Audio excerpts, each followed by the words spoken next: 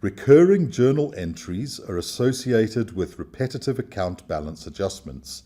They are typically done to record items like accruals, depreciation, amortization, and allocations. You need to define the total amount and schedule for allocating and posting journals.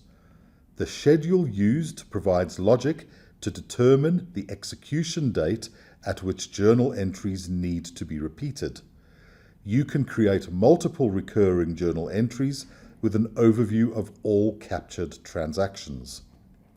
Click on the Accountants area, Recurring Journal Entries option. Click on the Add Recurring Journal button. Complete a template name and specify whether the transactions should be marked as reviewed. When marked as reviewed is checked, the transactions will update the system journals automatically. However, when marked as reviewed is unchecked, the system will create the journal entries to be reviewed by the user before the system journal is updated. Select the Transactions tab and add Recurring Journal Entries transactions. Select the Schedule tab and specify the intervals on which the journal entries should be executed. To save the schedule, click on Save.